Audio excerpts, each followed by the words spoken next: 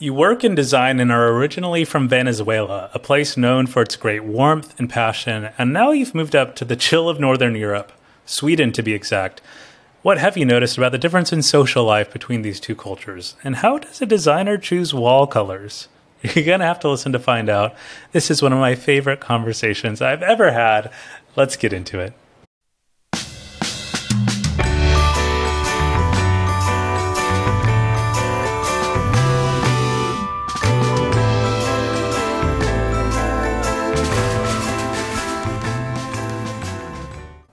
Hello and welcome to Home Life for Extraordinary Impact. This is my podcast. My name is Matt Barrios. I am a researcher, writer, husband, and father.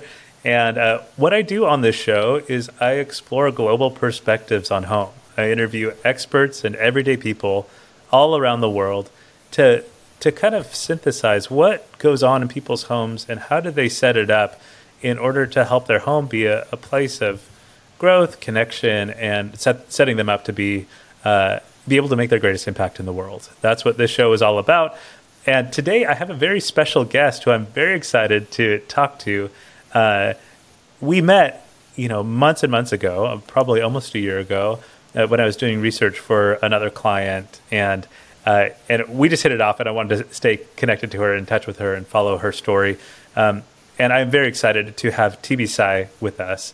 TB Sai is currently calling from Sweden, but she is not originally from there, and we'll get into that in a moment. So, TB Sai, thank you so much for being part of the show. And one of the first questions I like to ask people when they come on is when you are thinking about how you like to set up your home so that you can really be yourself, bring your best to the world, what are the things that come to mind? Oh, Matt, thank you so much for inviting me, by the way. About answer that question, I think it's necessary to make your home feel like yours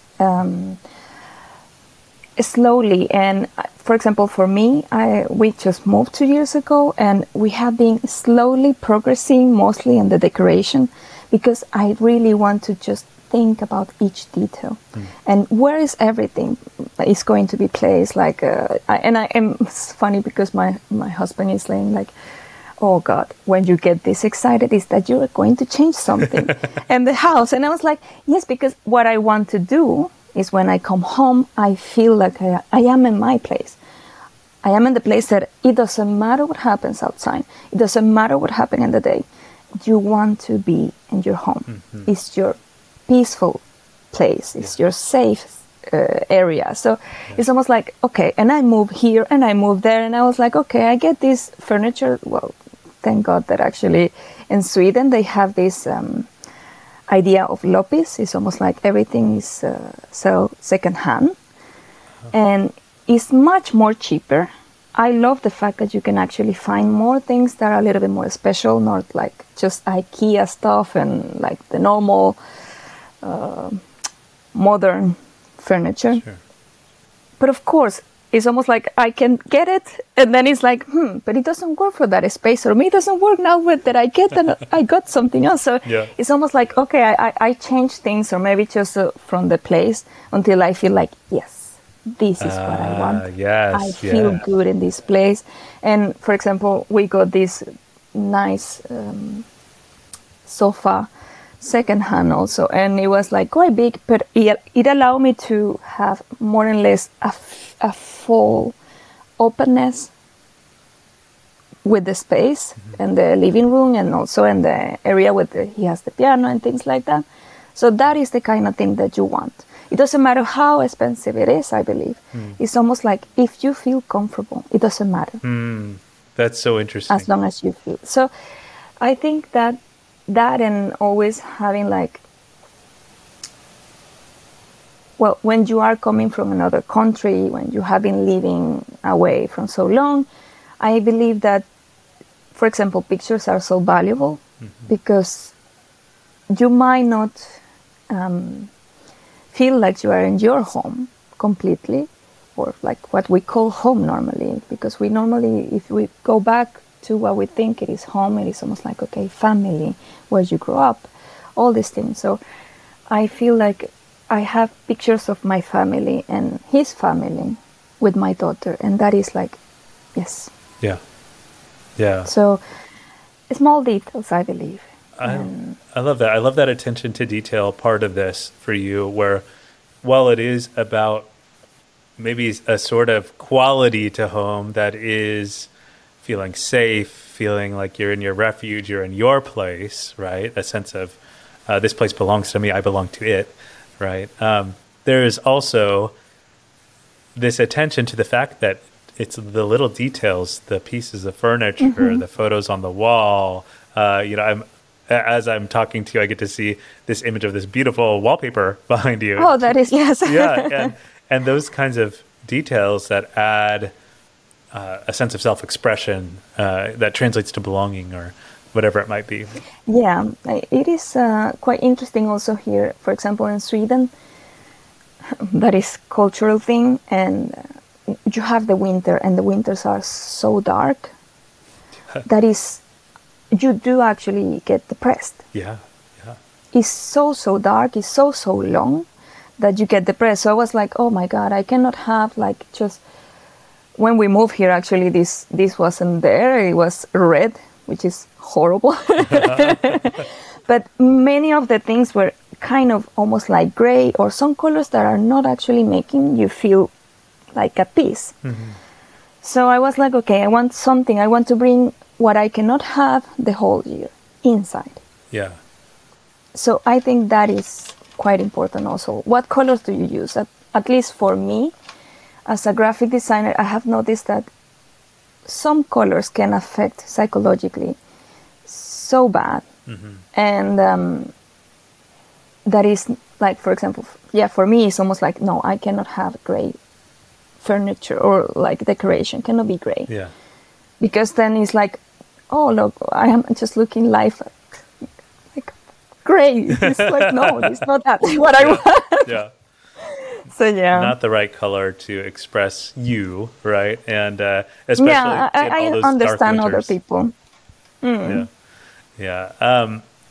So you mentioned that you're a graphic designer, and it makes sense now. Just connecting that dot to your attention to the colors, the patterns, the furniture design and style, like all of these things. You have a natural, I don't know, proclivity for paying attention to visual style. It sounds like. So we'll get into exploring that a little bit more, but I do want to collect a little bit more background from you because, I think you have an interesting story as a person who moved to Sweden. Where are you originally from, and what was your home like there? I am from Venezuela.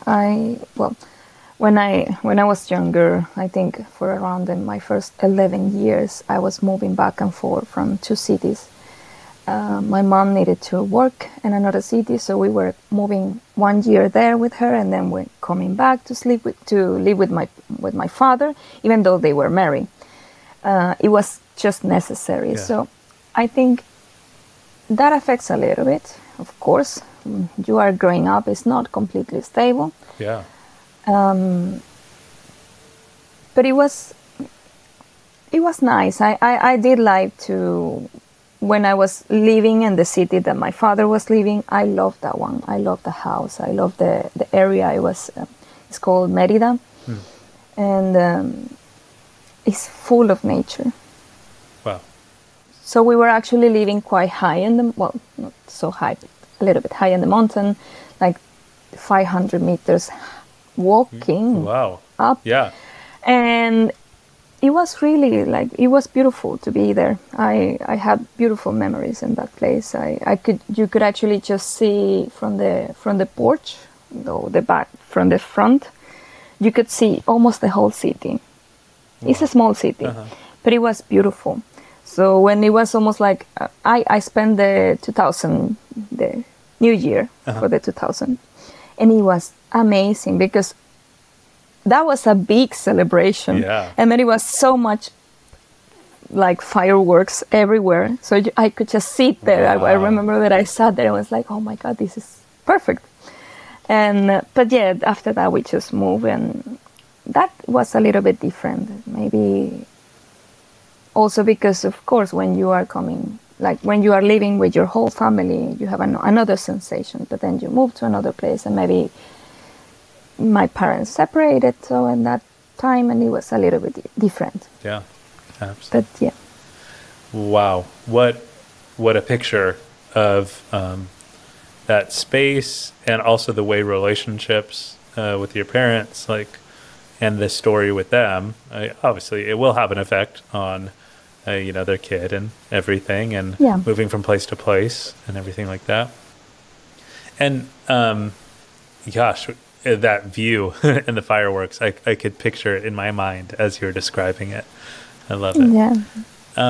And now, gosh, I'm interested so much in maybe like the person who immigrates to a different country, their experience of home, because I think there is an element of home that is kind of cultural, right? Like the Venezuelan home is different from the Swedish home.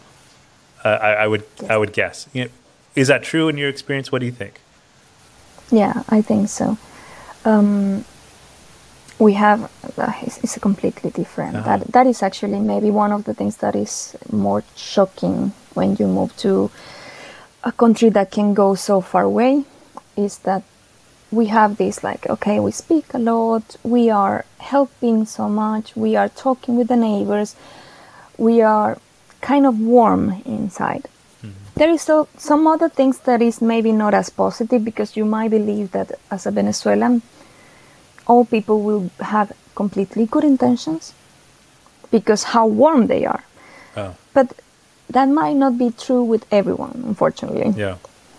So, and besides, Sweden is quite like, people are quite individualistic.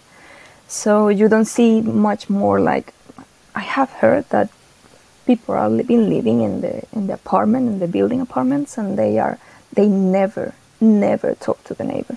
Mm-hmm. Living 10 years there, they never talk to the neighbor. Yeah. So that is quite interesting. But the good thing is, the other side of this is that they really want to help. So when you know them, when you really get to know people here, they are really kind, and they want to help if it's necessary. And it's almost like it is a honest friendship. Interesting. So they are always saying like, okay, you might actually go to Venezuela or some countries in Latin America, and you will be easily maybe make a friend. But that is the thing, it might not be exactly your friend. Yeah, I see. Or it could be just really nice to talk, but you don't grow a relationship somehow. Here it takes longer, but it might be a relationship that lasts years. So that is cool. the difference. That is cool. That is interesting. And I think what you're calling attention to is how much like home and community and relationships, they are just all so interwoven with one another. So relationships with neighbors, relationships with people. And I wouldn't have known that at all, because I think there is this reputation around Latin America, around like the warmth of people and the hospitality and the social fabric of kind of being connected with one another. And it is actually mostly, well, between family, yes. I might say that many of the family are unconditional, and that is really amazing in Venezuela. And we are meeting almost every week. Well, for example, in that time we were meeting each Sunday. So that is a really good thing. But then the other side is there is I forgot the word for that. But it's almost like some people might not be completely honest. So you might be really happy with them when they are in front of you, and then you might be speaking badly of that person. I see. So that is what is maybe not the ideal. You don't have that in Sweden. That is what I wanted to say. It's like a little bit different. But for me it's a little bit strange is that I might look a little bit like off because I might a little bit loud sometimes. I might laugh a little bit loud.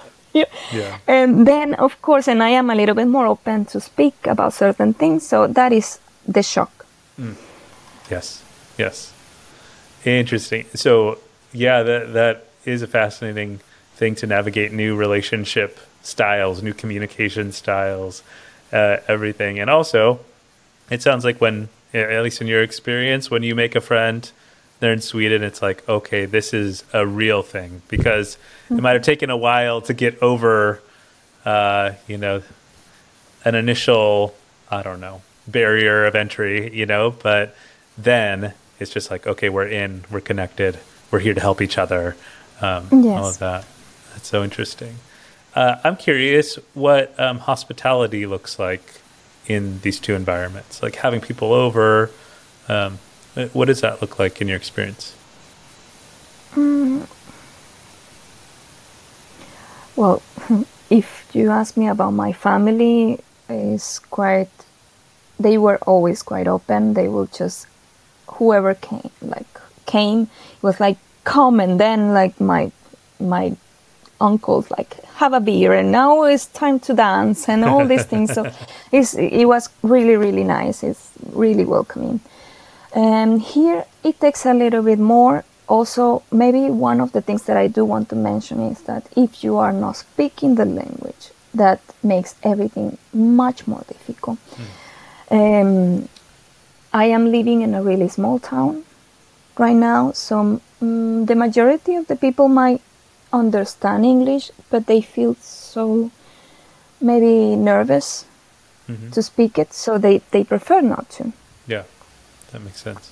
But when they can speak English, they are just, and they ask you, and it is welcoming. It's just another feeling, maybe mostly also because of, I'm talking more like, okay, it is a party or something. You have the other side, you have salsa music and beer and people speaking and dancing, and it's quite like it is the fiesta. Yeah, the fiesta, yeah. The party. And here is more calm. So in that case, it's a little bit different, but they are still quite kind and welcoming, and so that is good. It is interesting to see that kindness in relationship can take different forms, you know, and one might be far more energetic than the other, but it could still be people who are, you know, wanting to be connected, you know. Thanks for you know, teaching me a little bit about you know, Venezuelan culture and Swedish culture and your experience too. That's so cool. Thanks. Now, as a person who is invested in design, I wonder if there's what connections you see between your home and your practice as a designer. Oh, I'm not so sure.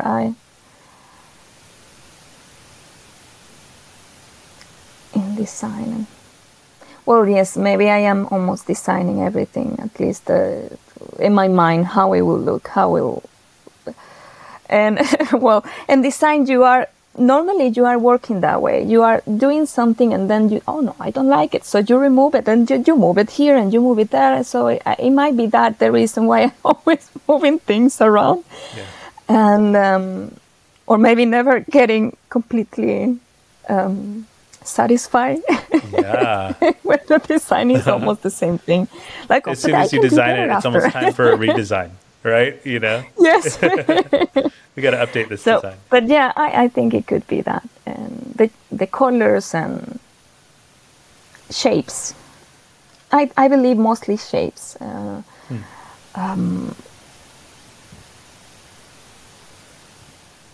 Yeah, I think that colors and shapes is the thing that I can see more close with this. Tell me more about, you know, colors and shapes in the home. Oh, that is interesting. Depending on your personality, of course, you might have some specific things that you might like, but in another way, you have like, I have different areas. Like my bedroom is a little bit more calm. I want to have like a much more calm area because I want to go to sleep. So I cannot have colors that might be, how do you call that, like stimulating my brain. Yes. So you might decide to do that, to go to more calming colors. And then you have like, okay, the living room, I love to be close to nature. I love nature, like more like earth and greens and yellow. So I have that in the living room. But then depending on what is happening, depending on what is the light coming, you might decide what kind of furniture also you are buying. So if you have maybe a living room that is maybe too dark, I will advise you not to choose furniture that can be too dark, because that will make the room feel smaller. Also, that plays like a big thing in decoration. Yeah. Darkness makes things heavier. So if you have a small room and you use dark colors, you will see that it gets darker and smaller. So that is what I try to do. And like, so depending on what I want, there is some people that like the like really heavy wallpaper. But then for me, it's almost like you cannot, if you have too much of patterns, it also affects the brain, because it is too much to handle. You can get actually overwhelmed after some point. And then if you want to hang something and then you want to put more decoration, that is too much, at least from my taste. Yeah. So in that area, I want to just have more like paintings, art, sculptures. So in the living room, I just decided to have a white wallpaper. And this is my daughter's room. I wanted to have something that it could be a little bit more fun. She's just 3 years old. Yeah. So and it was really nice. I think I put it and she was like, oh, I did that. Pardon. Sorry, I'm speaking Swedish. I love Sorry. it. She was like, look, a little bird, and did that. Sorry, again. And look, the flowers and things like that. So of course, it depends on taste, and it depends on who are you decorating. Yes. And so yeah, I think colors, shapes, patterns have a big weight in decoration. Yeah. Patterns mostly, I believe. I think that's, I love that you're able to kind of like name that stuff, because I think there's probably a number of us who maybe kind of get that sense like after the fact, but the fact that you already know, oh, dark things in a small environment are going to make the environment feel smaller. Like that's actually like very well-tuned knowledge that you possess as a graphic designer probably, and that you now can apply to designing the interior of your home and all of that. And I just think like that isn't common knowledge. I wouldn't say it's. I had no clue about something like that, right? So maybe people don't know exactly how it works, but they might feel it anyway. Yes.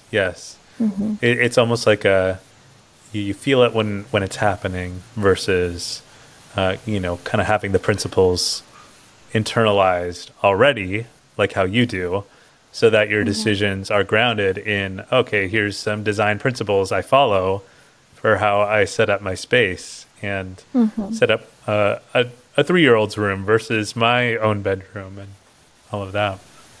And all to kind of evoke a certain feel or function, it sounds like, for these different environments. Yeah. So when your home is like going really, really well, it seems like things are going awesome and all of that. What does that look like or feel like for you when home is going really, really well?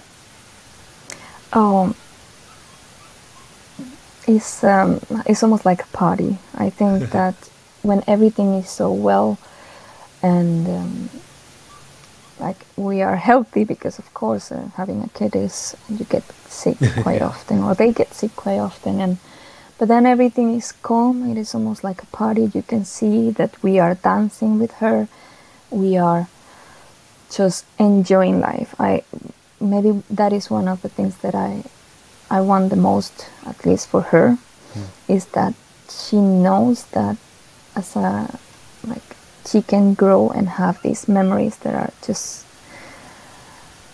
like unique for her. Like, oh, it is funny because when I go back to my own childhood, I have a couple of things that it's almost like I just want to cry because they were so valuable. I remember that there was one day that I was sleeping, and then I just hear loud music, and I see my father. We were having like the bedroom door was it was a hole to see to the living room, living room, and he just turned on the music, and you could just see him coming dancing to wakes up. Oh, sorry. I'm nervous and tired, so my English is getting worse. This is like not your thinking language that you're speaking in. Yeah, so no, it's a little bit complicated. Huge amount of respect you doing this interview in English. By the way, yeah. But yeah, so these kind of things, and then it's like, okay, you can give to a kid many toys, many things, but in the end of the day, or in their life, they will just think, what I do with my parents, and for her, I want that. Like I don't want her to just be alone playing. So I am playing with her. We are dancing, and okay, she's painting, and then she makes a mess. Okay, it doesn't matter. We just clean it. Yeah.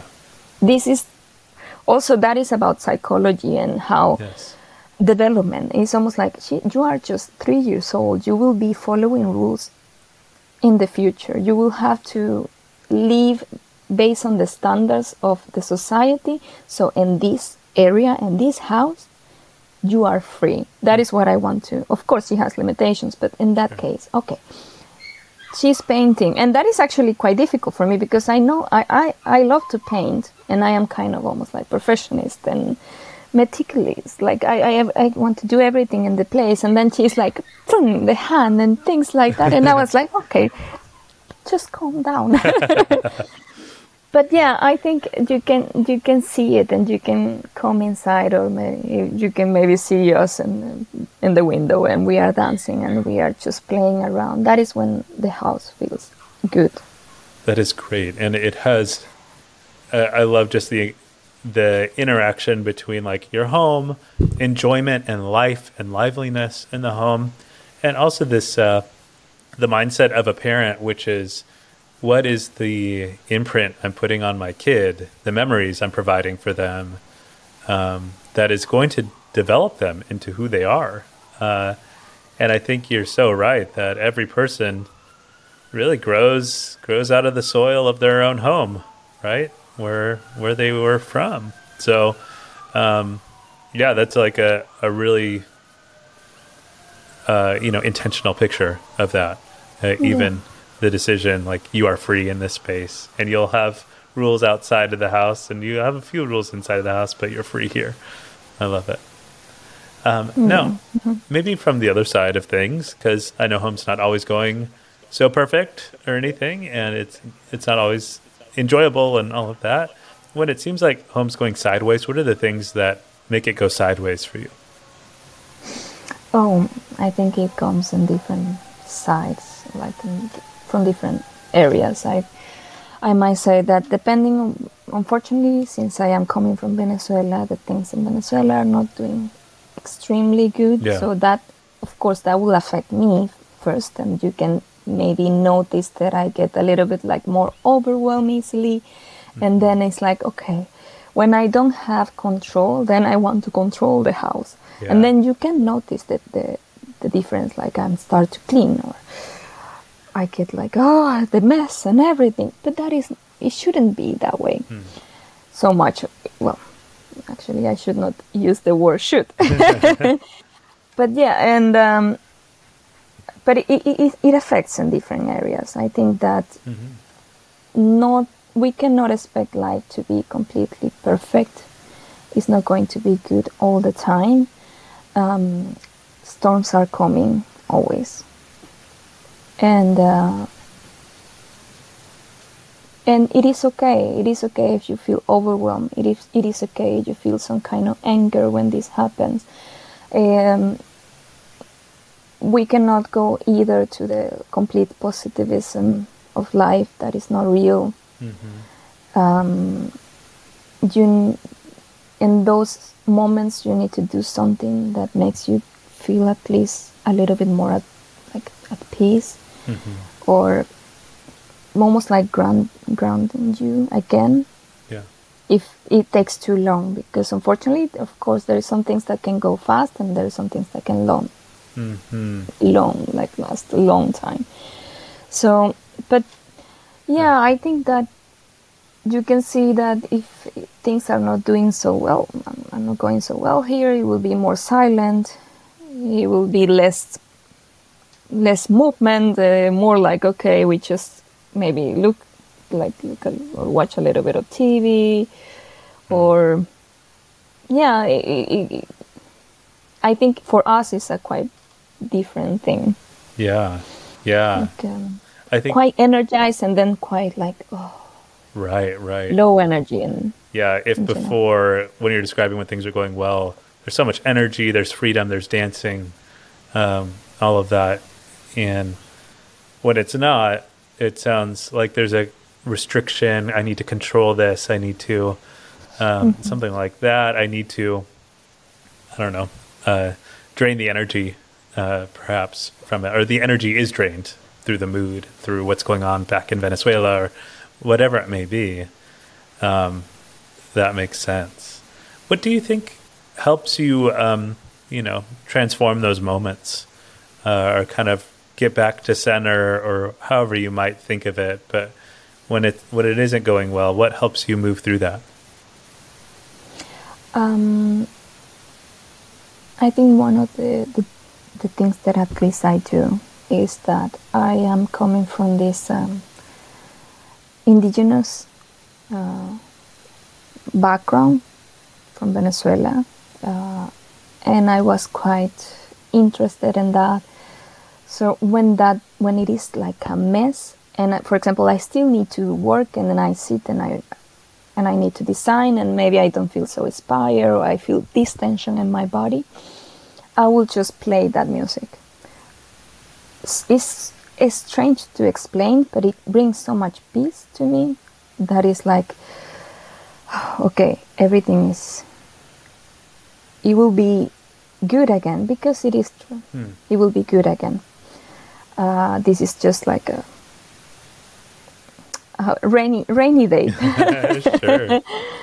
Yeah. And so that is what I do. Yeah. What I can do sometimes is like, okay, I don't have the energy to design too much because I'm feeling quite low. I just go out and maybe I just do something with the garden. I cut the grass, or I try to just separate a little bit. I think that is actually one of the best things about working at home. Because I don't believe that we are all able to just go through the 8 hours Sure. every single day. Yeah. You might 1 day, 2 days, but then there is a day that you almost like, okay, those 2 days you were quite inspired, you worked, you did amazing, but that energy is low now, so you need to recover a little bit, but disconnect. And it doesn't have to be you don't have to maybe like have extremely high expectations to do that, but just disconnect to do something that is maybe mindfulness. So for me, it's that, like, okay, music and gardening or doing something different. And I think that helped me. That's great. It doesn't make perfect. It doesn't mean that I will not feel maybe still a little bit low, but it improves my energy a little bit. That makes sense. Yeah, it sounds like between the music or the gardening and going outside, it's it has a way of perhaps maybe resettling you, and I could see especially how like your connection to that like very indigenous music, it also could perhaps like remind you who you are on some level, remind you where you came from, and a long history there. And you know, times keep changing, and Yes.